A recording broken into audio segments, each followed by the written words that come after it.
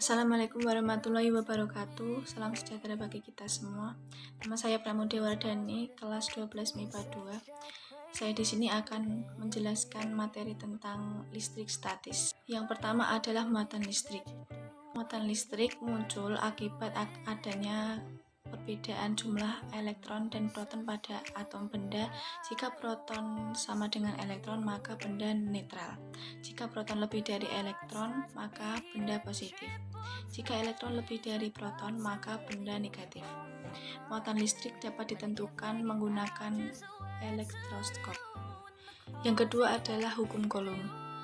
Dua benda yang bermuatan sejenis akan tolak-menolak, sedangkan dua benda yang bermuatan tidak sejenis akan tarik-menarik.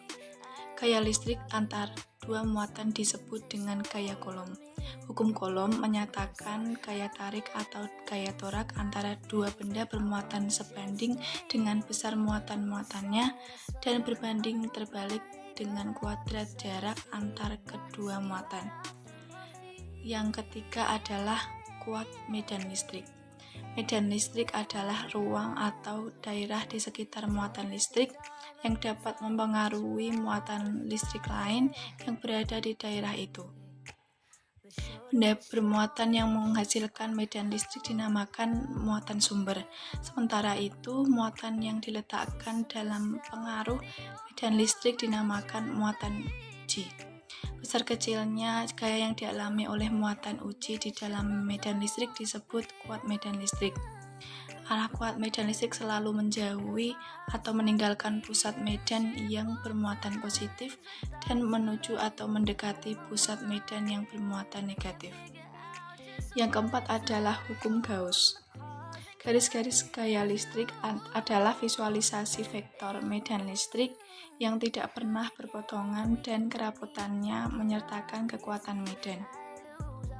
Hukum Gauss menjelaskan tentang jumlah garis-garis gaya listrik atau flux listrik yang menembus suatu permukaan tertutup.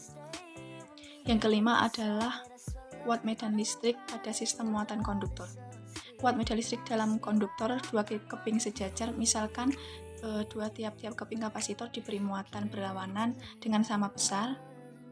Kuat medan listrik di luar keping sama dengan 0 karena tidak terdapat muatan listrik di luar keping. Kuat medan listrik dalam konduktor bola pejal dan kulit bola bermuatan. Besar medan listrik dapat ditinjau dari 3 posisi, yaitu di luar bola, di permukaan, dan di dalam bola. Besar medan pada tiap-tiap posisi berbeda. Jika konduktor kulit bola diberi muatan tersebut tersebar merata di permukaan bola dan dalam bola tidak ada muatan. Dengan demikian, medan magnet di dalam bola bernilai 0. Yang keenam adalah energi potensial listrik. Energi potensial listrik adalah energi yang dimiliki oleh suatu muatan listrik di dalam medan listrik apabila sebuah muatan berpindah terhadap muatan sumber. Muatan tersebut dikatakan melakukan usaha. Usaha yang dilakukan oleh muatan itu sebesar selisih energi potensial pada kedudukan awal muatan terhadap kedudukan akhir muatan. Suatu muatan yang dipengaruhi oleh medan listrik dari beberapa muatan, energi potensial pada muatan tersebut sebanding dengan jumlah aljabar dan energi potensial masing-masing sumber. Tanda positif atau negatif pada muatan tetap dimasukkan dalam perhitungan. Yang ketujuh adalah potensial listrik.